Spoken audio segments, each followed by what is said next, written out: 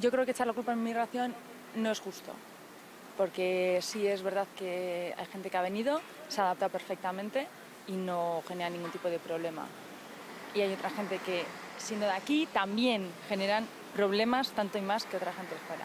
Las familias en casa hacen mucho.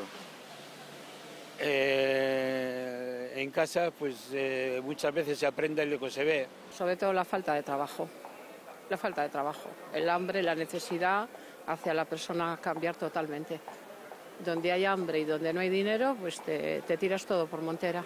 Puede ser que se deba también a que no tuvieran trabajo, pero tampoco eran chicos que estuvieran estudiando, que estuvieran, yo creo que eran un poco delincuentes. La inmigración hace unos años había trabajo incluso para ellos. El problema está que ahora no hay trabajo para casi nadie. Entonces los delitos aumentan precisamente por eso. Hombre, la inmigración también creo que afectará un poquito en el tema. Porque normalmente el tipo de inmigración que tenemos creo que no es la más idónea, en general, vamos. A la gente que es de fuera la tratan de diferente forma que a la gente que vive aquí en el País Vasco. O sea, yo creo que nos tienen, vamos... Yo creo que si yo robo un bolso hoy, a mí mañana no me sacan por la mañana. Es muy peligroso hacer ese tipo de afirmaciones. Bueno, pues estábamos hablando, algunas personas creen que realmente esa delincuencia puede subir precisamente por la presencia del inmigrante o no. Le preguntaba antes a la jueza, lanzo esta pregunta para todas las personas del plató.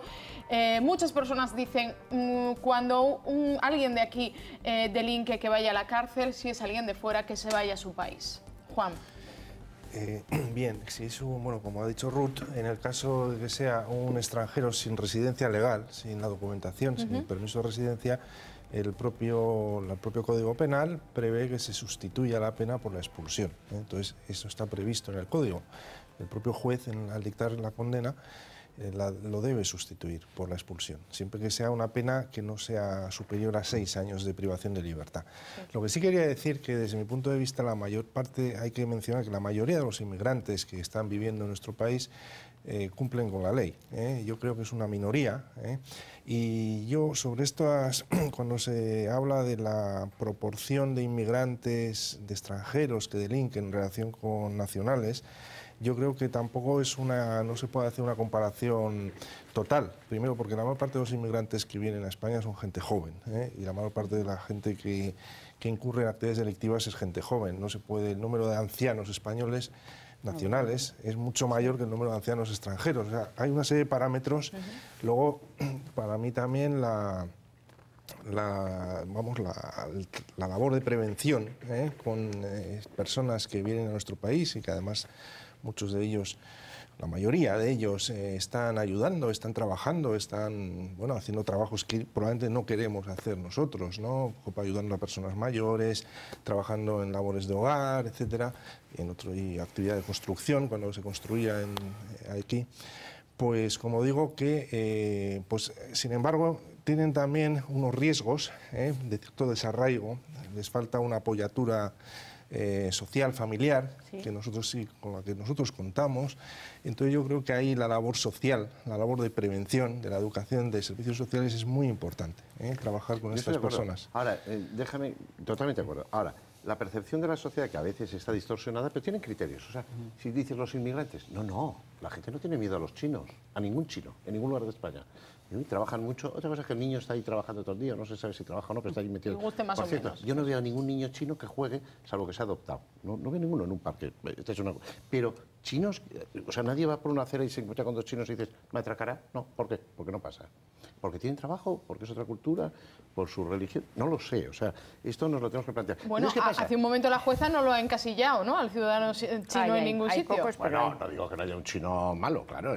Con agresiones sexuales y maltrato doméstico, por ejemplo. O sea, mi madre hablando... Y en crimen organizado. Y eso es, y hay bandas armadas de orientales complicadas. Pero en general, sí. Hace poco mi madre hablaba con Juan Romero, que es el psicólogo de la cárcel de Pamplona, y dice, bueno, y tal, ¿y tenéis muchos presos y tal? Y dice, sí, tal. Y no sé qué tal, dice, bueno, tal. Y dice, ¿navarros? Pero también hay navarros malos. O sea, mi madre, que es de Navarra, creía que es que de Navarra no había. Bueno, pero sacando eso. Ahora, cuando sale la noticia de los Latin King y los nietas, ¿de dónde son? Entonces, eso es importado. Y toda la sociedad dice, Claro que ¿Existen estas bandas organizadas? En el País Vasco casi las vamos a hacer. Es decir, hay tal presión para que salgan. Ahora ya no. Lo que pasa es que al final las haremos. Es que un ejemplo tenemos, por ejemplo, en Tolosa, ¿no? Han robado ayer mismo, me parece, una joyería por valor de 20.000 euros y decían que se trataba de una banda organizada de personas latinas. Bueno, pero eso es diferente, en el sentido que hay carteristas argentinos organizados, o esa es una cuestión distinta, que esa otra parte violenta que hay en ámbitos muy determinados. Aquí en el País Vasco no tanto, estamos en un 6% de población inmigrante, con el 14 de 15 que tenéis en Madrid o el 30 y tantos que hay en otros lugares. Entonces, aquí no es tanta esa situación, pero las policías sí lo vivimos como tal, en el sentido que los que nos dan problemas por ámbitos culturales, por lo que quieras, pero eso no les justifica. O sea, si en mi cultura tiro de navaja le hace determinados ambientes, pues será en tu cultura, chico, pero en este país no. Sí, pero... Claro, sí. Y ahí te enfrentas, y ahí el choque ya no solamente es penal, sino es un choque también de reacción ante ello. Pero si nos quedamos en esos delitos, y en ese momento del delito se coge detenido, que es cuando se sabe, se publicita, no en todos los supuestos, o los que interesan, y eso crea la percepción al final, pues bien, podrá ser así. Pero... Y si vamos, por ejemplo, si vamos a otros delitos que no crean tanta alarma social o la crean cuando se publicitan, no sé por qué. Si hablamos de explotación de la prostitución de chicas sudamericanas, por ejemplo, resulta que los dueños quizás no sean los dueños de los sitios donde se producen tratas de seres humanos. Son de aquí. Cuando nosotros vemos las grandes operaciones, las importantes, no el menudeo de drogas, resulta que casi todos son de aquí, o gente de aquí, pero gente de aquí. Incluso... Quizás si se estudiara, cuando hablamos de robos de cadenas y otros objetos, y en casas, eso crea un circuito, hay un circuito. ¿Y dónde acaba ese oro? Pues en determinadas, seguramente se vende en determinados negocios de aquí, etcétera. Entonces, bueno, una cosa es la percepción y lo que ocurre, y el trasfondo de la delincuencia sería muy interesante en verlo y no... también esos delitos se producen para que se enriquezca gente. Pero no te molestan a ti como persona que estás paseando por la calle, ¿me entiendes? Directamente. Por eso es cuando decimos hay que dar la información correctamente, o sea, hay que dar información, no solo el titular. Y eso es información. Bueno, muchas veces sí que es verdad que ciertos medios intentan hurgar un poquito en la herida para ver eso, dónde va a parar este oro que han robado en unas joyerías y tal. Pues bueno, todo el mundo se lava las manos, lógicamente, no van a decir y la chatarrería, no solo hablamos de la chatarra. Claro, el problema no está solamente en lo que cuenta el medio, es que nosotros mismos, como espectadores, tenemos un ojo selectivo. Claro, si tú mismo has dicho, ¿no?, que algunos no provocan el escándalo. O sea, si nos están diciendo que el proxeneta es un nacional, un paisano, en realidad no nos provoca el mismo escándalo que cuando nos dicen que había un marroquí que le había pinchado a una chica en Baquio.